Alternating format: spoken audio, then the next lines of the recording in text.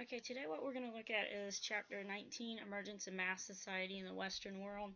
I'm going to try and go through this as quick as possible because this chapter kind of just sets you up for like imperialism and for the decolonization, the stuff that goes on later in period 6. So when you look at the growth of prosperity, we're looking at the industrial society. So we're looking at the industrial, like Britain, France, Germany.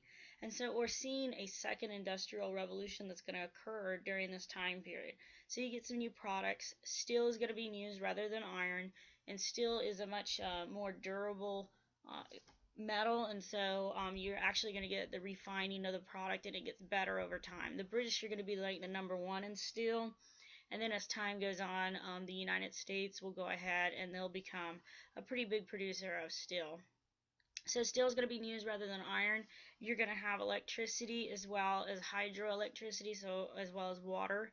You're going to have the light bulb, the telephone, the radio waves, the internal combustion engine, airplanes, and automobiles.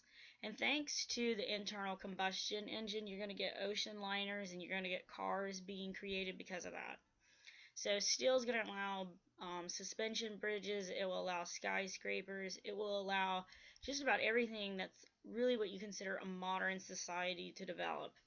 Of course, electricity is going to be nice because now you're going to be able to light up the cities, and that's going to help with the reduction of crime and everything else that's going on in these big cities. Of course, with automobiles, the ocean liners, you're being able to travel further and quicker.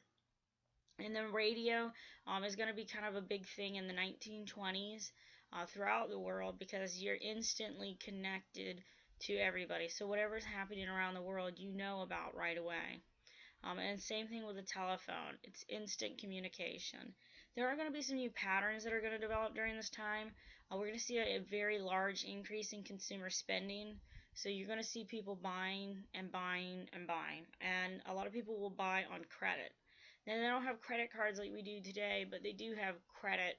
And so every single time you would go and you would get, let's say, the new radio or the new car, you would buy it on credit.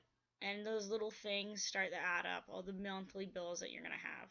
We'll have first department stores that are going to be created during this time period around the world and in the United States. And so it'll be kind of like a one-stop everything.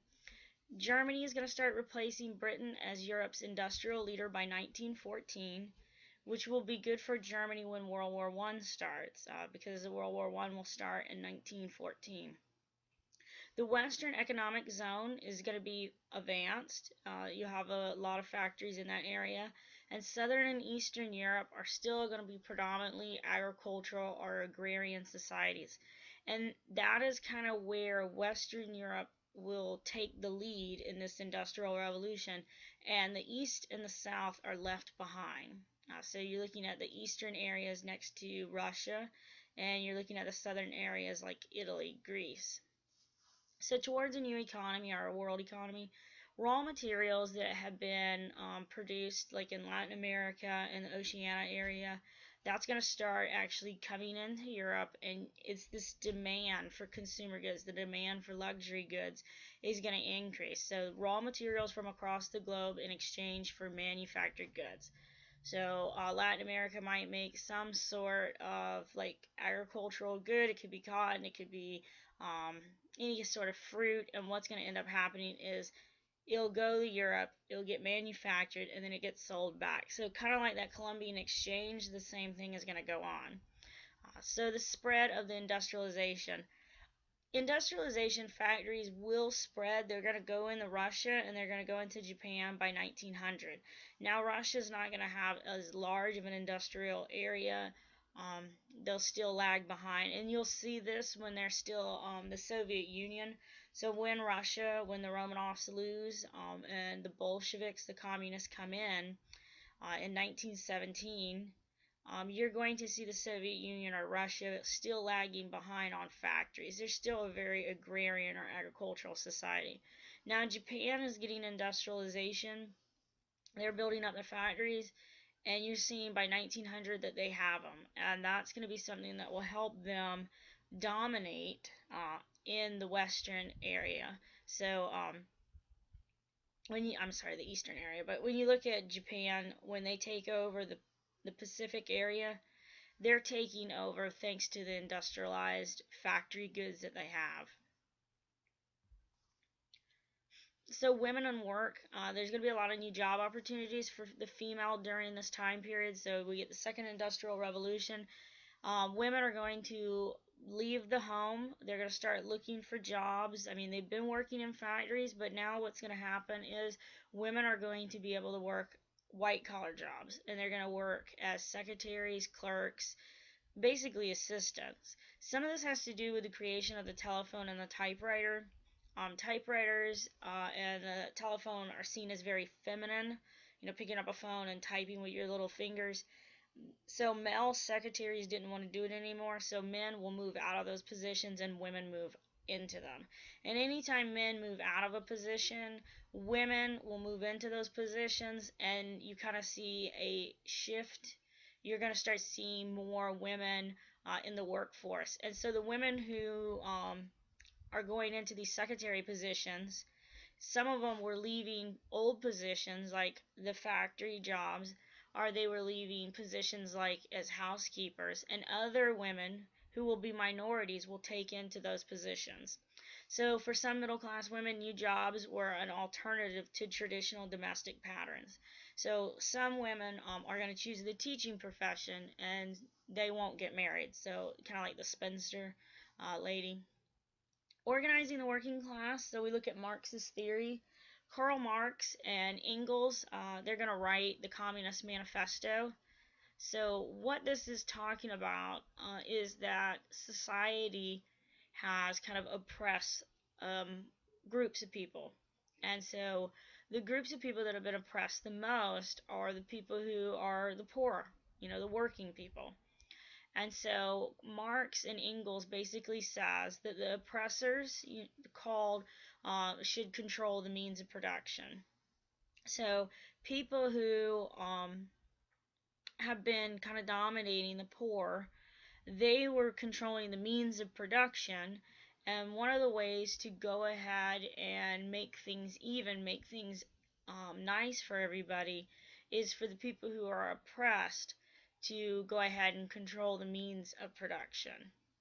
So in the 19th century, there's going to be a struggle between the bourgeoisie, and the bourgeoisie is your working, they're the merchant middle class, and the proletariat. And this is just the person who's working, the working class poor. And so what you kind of see going on is this struggle between your middle class merchant and your working poor. Your person who's working in the factory to produce the good that the bourgeoisie is actually selling. And what Marx and Engels are saying is that a revolution needs to occur, that a revolution is inevitable, that it will occur, and that the working poor will be the victorious ones. So they're saying that the ones who have always been oppressed, they are going to actually lead a revolution against the people who are constantly oppressing them. So the man who's keeping you down, you're going to overthrow him. That's basically what Marx and Engels are saying. And they would like to see a classless society. They don't want to see like where you have rich people at the top, middle class, and then poor people. They don't want to see any of that social structure in a world that they dream up in. And so in this Communist Manifesto, they kind of set up a world that everybody's going to be equal in. No one's going to have a class. No one's going to be better than anyone else. Everybody's going to be the same. So it's a classless society would be the end of the process, and the state and government is just going to go away. They're going to wither away. At least this is what they put forth. This is what they say in the Communist Manifesto. It's not necessarily ever going to work out like this, but what you're starting to see is people who are working are starting to become discontent. They're becoming discontent with the way things are. They feel like they're being abused. They feel like they're not being given any opportunities to do better. And so what we're going to see is we are going to see the beginning of these socialist parties developing. So some people are going to take the Marxist theory and they're going to start applying it to their government. So Germany's Social Democrat Party, the SDP, they are a Marxist kind of group, They have Marxist rhetoric, and they establish a mass political party. This is where it's got but established a mass political party, because the Marxist theory, you really shouldn't have the government. The government should be withering away. And the SDP is going to be the largest political party in Germany by 1914. So by the time World War I starts, this is the political party that is the largest in Germany. And you're going to see this social leaning really up into World War II. Germany is going to have this group of people who are going to want to overthrow the people who have been oppressing them. The second international is 1889, and it's an association of socialist groups, and they're meant to fight capitalism. But the only problem is with socialism, and this is the problem with communism, is that everybody's supposed to be equal. It's supposed to be this utopian society, this perfect society, free of want, free of need. The only problem is that humans are humans, and they're always going to want something more than someone else. People don't really want what's the same. They kind of always want better. And so with the Second International, they're supposed to be fighting the capitalists, but what ends up happening is they turn on each other. They have too many internal rivalries. And remember, capitalism is capital means money, and then ism, of course, is your belief. So they believe in money, and they believe that money dictates the system. And so it's what you would call a free market economy, where the government doesn't regulate anything, and people, the businesses, they drive the economy forward. You're going to start seeing some trade unions developing too, so some revision and some trade unions. Marxist revisionists, they're going to reject the revolutionary aspect to the Communist Manifesto, to the actual socialist revolution. They don't want to do that.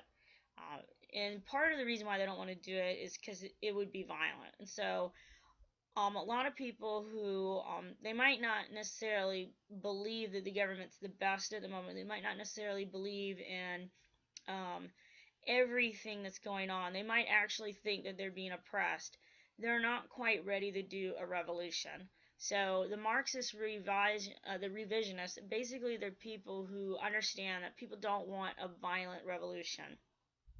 So you're going to have mass political parties, and they work with other progressive elements. So these revisionists are going to kind of take the message to the next step. They're going to get more support in a lot of ways because they're not advocating for the overthrow of the government. You know, when you start saying let's overthrow the government, you're going to start losing some support. I mean, like die-hard members, sure, they'll stay on. But the ones who are on the fence, the ones who are a little scared, they're going to walk away from your group. Trade unions, and in Britain, they're going to actually win the right to strike in the 1870s. And this is actually the time period around the world that you see unions gaining a little bit more support. Even here in the United States, you're going to have trade unions trying to gain support. They're just not going to have as much of a success until the progressive movement in the 1910s in the United States. But Britain, the British government, remember, they always kind of do like reforms before they actually ever have a revolution. And so they're going to actually go ahead and allow unions the right to strike. And the whole purpose to a strike is to make the company suffer. So skilled workers are your are your white collar workers, and your skilled workers, when they're on strike, it's more effective. You can't replace them in the same day.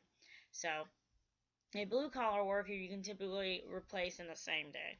So if you're a white collar worker, if you're a skilled worker and you go on strike, your strike's going to be felt more than someone who is just like a manual labor, blue collar job.